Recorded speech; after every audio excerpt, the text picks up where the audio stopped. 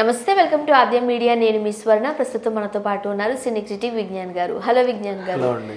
ఆదిపురుషు సినిమాకి రోజుకో గండవనే చెప్పొచ్చు. ఏదో ఒక వివాదం. ఇప్పుడు భారీ హిట్ కొట్టాల్సిన ప్రభాస్కి ఇన్ని వివాదాలు నెత్తి మీద వేసుకుంటే ఎలానే ఒక భయం కూడా కలుగుతుంది అంటున్నారు. ఇప్పుడు మళ్ళీ ఆదిపురుషుకి సంబంధించి రావణాసుర చిన్న పాత్రలోనే కనిపించాడు. మరి అసలు సినిమాలు ఎలా చూపించబోతున్నారో మీరు ముందు మాకు చూపించాల్సిందే అంటూ ఈ సనాతన ధర్మం వాళ్ళు గొడవ పడుతున్నారు. అసలు ఏంటి మళ్ళీ కొత్త వివాదం? సో ఇదే ఈ సనాతన ధర్మ ప్రచారకర్త సంజయ్ దినానాథ్ ఆయన పేరు. ఆయన ఫస్ట్ నుంచి ఆయన ఎక్కువ గోల చేసింది అంటే ఎఫ్ఐఆర్ నమోదు చేయడము అండ్ ఈ సినిమా మీద కోర్టుకు వెళ్ళి రకరకాల కేసులు వేసి స్టే విధించడము, ఇలాంటివన్నీ ఆయనే చేశాడు. అండ్ ఆయనకి కూడా మంచి లాయర్లు అవిష్ రాయ్ అని పంకజ్ మిశ్రా అని ఇద్దరు మంచి లాయర్లను పెట్టుకున్నాడు. ముందు నుంచి ఆయన చేస్తున్నాడు ఈ వ్యవహారం అంతా. ఇప్పుడు అవిష్ రాయ్ పంకజ్ మిశ్రా అనే లాయర్స్తో ఈ సంజయ్ దినాథన్ అనే ఆయన పెట్టిన కేసు ఏంటంటే సుప్రీంకోర్టులో ఈ సినిమాని రిలీజ్ చేయండి 16th, ప్రాబ్లం ఏం లేదు. కాకపోతే రిలీజ్ చేసే ముందు ఒకరోజు ప్రీమియర్ అయ్యండి, అందరికి మాకు చూపించాలి. మాకు చూపిస్తే అంటే ఎందుకంటే ఇందులో మా వివాదాస్పదమైనటువంటి అంశాలు మాకు చాలా కనబడుతున్నాయి. మాకు ప్రతిదీ ట్రైలర్ నుంచి లాస్ట్ వరకు అన్నిట్లోనూ మాకు వివాదాస్పదం. రాముడికి మేసం ఉంది అన్నారు, రాముడికి గెడ్డం ఉంది అన్నారు, సీతకి ఏవో ముతక బట్టలు వేసారన్నారు, మళ్ళీ మెళ్ళో రుద్రాక్షలు వేసారన్నారు. అంటే వేసుకునే బట్టల దగ్గర నుంచి చెప్పే డైలాగ్ వరకు అన్ని వివాదమే అది. సో A to Z వివాదం అయ్యేసరికి వీళ్ళు ఏమన్నారంటే ఈయన ఇప్పుడు ఈయన అభిప్రాయం ఏంటంటే ముందు మాకు చూపించండి, మేము ఒకసారి చూస్తాము, చూసి టిక్కులు పెట్టుకుంటాము. టిక్కులు పెట్టుకున్న తర్వాత ఇవన్నీ తీసేయండి అంటే తీసి రిలీజ్ చేయాలి, లేదు అంటే అలాగే రిలీజ్ చేసుకొనివ్వండి, మాకు ప్రాబ్లం ఏం లేదు అని చెప్పేసి అన్నారు.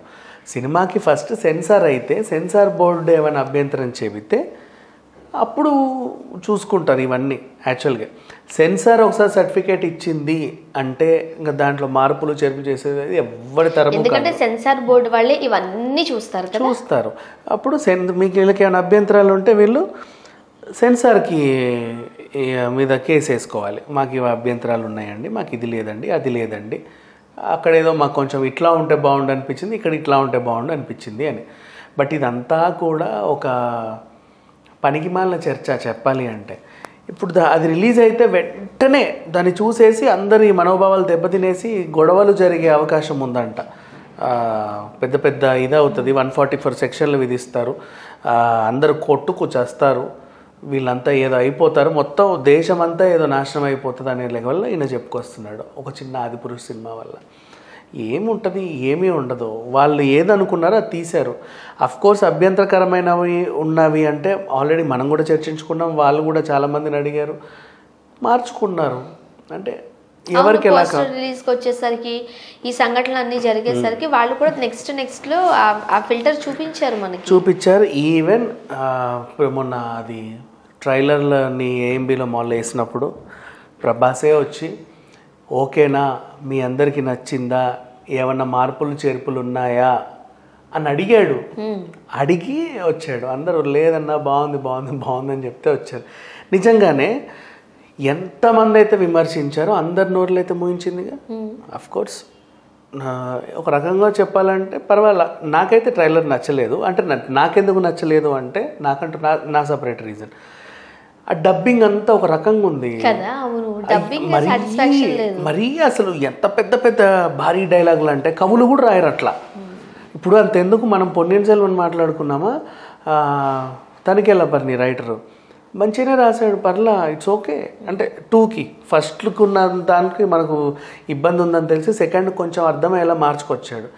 ఇక్కడ మీకు వదినకారంటే అధిక ప్రియమా ఇష్టమా అను, తప్పేంటి, ఎవరు వద్దన్నారు నిన్ను. హనుమంతుడిని కూడా బజరంగ్ అనే ఒక పేరు పెట్టావు, కరెక్టే, పర్లేదులే, పెట్టవచ్చు, వాళ్ళకి అన్ని పేర్లు ఉన్నాయి, కానీ జనాలకి అర్థమయ్యే రీతిలో చెప్పాలి. ఎందుకు కన్ఫ్యూజ్ చేస్తావు? అర్థమేంటి, కన్ఫ్యూజన్ ఎందుకు? రాఘవ అనే పేరు పెట్టారు రాముడికి, పర్లేదు. జానకి అంటారు కూడా సీతని. జనకుడి కూతురు కాబట్టి జానకి అనే పేరు కూడా వచ్చింది, పర్లేదు, ఫైన్, ఏదో ఒకటి. అన్నీ ఒక టెక్స్ట్లో మీరు అంటే ఏదో వింతగా కొత్తగా ఒక రకంగా చూపించాలనుకున్నావు, సరే చూపించు, తప్పే ఉంది, అర్థమయ్యేలా చెప్పు, జనాలకు అర్థం కానీ. మారుమూల ప్రాంతాల వాళ్ళే అసలు ఇదేంటో అనే రకంగా ఉండకూడదు.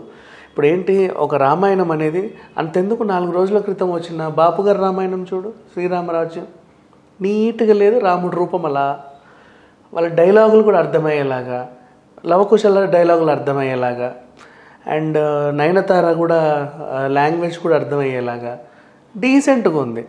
వీళ్ళు చెప్పిందంతా కూడా అంటే కన్ఫ్యూజన్ డ్రామా.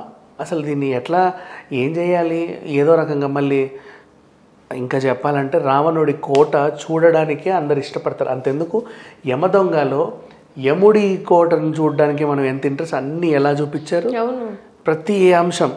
చిత్రగుప్తుడు అంటే ఆయన టోపీ అట్లా ఉండాలి, ఆయన పుస్తకం అలా ఉండాలి, ఇట్లా ఏదో రాయాలి. యముడు అంటే పాశం ఉండాలి. ఇట్లా నీకు నచ్చిన డిజైన్ని యముడికి సైకిల్ చైన్ ఇచ్చి చిత్రగుప్తుడికి కంప్యూటర్ ల్యాప్టాప్ ఇస్తే ఎలా ఉంటుంది? అఫ్కోర్స్ ఫన్నీ ఆస్పెక్ట్లో బాగానే ఉంటాయి, తప్పేం లేదు, కానీ ఇది కూడా ఫన్నీలా తీసినట్టే ఉంది. ఇప్పుడు నేను మరి అంత ఎగ్జాంపుల్ చెప్పానంటే అన్నీ ఫన్నీగా ఉన్నాయి. రావణుడు కూడా ఏదో కరేబియన్ సీ ఐలాండ్లో ట్రెజర్ హంట్ కోసం వెళ్ళే ఒక గ్రీక్ యువకుడిలా ఉన్నాడే తప్ప ఆయన రావణుడిలా లేడు. ఒక రకంగా ఆ కోట కూడా రావణుడి కోట ఫీల్ రావట్లే కదా. ఇక్కడ సీత అశోకవనంలో ఉంటే అశోకవనంలో కూర్చున్నట్టే లేదు తెలుసా, ఏదో గచ్చిబౌలి స్టేడియంలో కూర్చున్నట్టు ఉంది, పక్కన కొండ మీద కూర్చున్నట్టు. అట్లాగే గ్రాఫిక్స్ ఏమో కదా, ఎంత గ్రాఫిక్స్ అయినా కూడా కొంచెం అందంగా. అశోకవనానికి ఎంత మంచిగా ఉంది అశోకవనం, దానికి ఒక ఇది మేబీ రియలిస్టిక్ తీసుకురావడానికి ఇంకేమైనా చేసి ఉండాల్సిందేమో. ఇంకేం చేస్తారో, ఇప్పటివరకు తుడిచిపెట్టింది చాలు, ఇంకా మళ్ళీ కొత్త యాడ్ చేయమంటే మళ్ళీ భయం వేస్తుంది జనాలకు, మళ్ళీ తెచ్చి పెడతారు. అలాంటి సెట్ వేస్తే సరిపోతుందేమో. వద్దొద్దు, ఇప్పటివరకు ఉన్నది చాలా, ఇంకా అవసరం లేదు. ఈవెంట్ అమ్మో. అండ్ మళ్ళీ సముద్రం మీద రాళ్ళేసేది కూడా కొంచెం పర్లేదు, బాగానే ఉంది. ఈయన దిగ్గానే ఫస్ట్ ఒక కోతి చూస్తుంది, తర్వాత చింపాంజీలు చూస్తాయి. అందరు నాకు కోతులే పెట్టు, కోతులు అందంగా ఉంటాయి చూడ్డానికి, చింపాంజీలు భయంకరంగా ఉంటాయి. భయపెట్టొద్దు మనుషుల్ని నువ్వు, అది చూపించేది సాత్వికంగా చూపి. ఎవరొద్దా, రామాయణమే కదా అది, అదేదో పెద్ద ఇంకేదో కాదు. అసలు యుద్ధం జరిగే కురుక్షేత్రాన్నే వాళ్ళు పిచ్చి పిచ్చిగా చూపిరు, అందంగా ఉంటాయి ఆ రథాలు, గోల్డ్ మెరుస్తూ వాళ్ళ బట్టలు అవన్నీ. అదేంటంటే కంటికి ఇంపుగా ఉంటుంది. మనము ఇప్పుడు ఫర్ ఎగ్జాంపుల్ బాపు తీసిన రామాయణం మొన్నటి వచ్చింది, మనం దాన్ని ఇట్లా ఫొటోస్ చూస్తుంటే ఒక టైప్ ఆఫ్ ఆనందం కలుగుతూ ఉంటుంది. ఈ ఫోటోలు చూస్తుంటే ఏదో కామిక్ చదివినట్టుగా ఫీల్ వస్తుంది, అట్లా రాకూడదు కదా. సో అందుకని చెప్పేసి సరే, ఇప్పుడు ఈయన ఓవరాల్గా ఈ అంశం ఏంటంటే, ఈయన వేసింది సుప్రీంకోర్టులో ఆ కేసు అయితే వేసాడు, ముందు మాకు చూపించండి, నేను ఓకే అన్నాక రిలీజ్ చేయండి అంటే ఇట్లాంటి ఏం పప్పులు ఉడకవు. సెన్సార్ చేసిన తర్వాత వీళ్ళకి అభ్యంతరం ఉంటే సెన్సార్తో గొడవ పడాలి తప్ప సినిమా మీద మాత్రం వీళ్ళ ప్రభావం ఏమాత్రం ఉండదు. అసలు ఇట్లాంటి వాళ్ళని మనము ఎంతవరకు మాట్లాడుకోకుండా ఉంటే అంత మంచిది. Thank you so much. Thank you.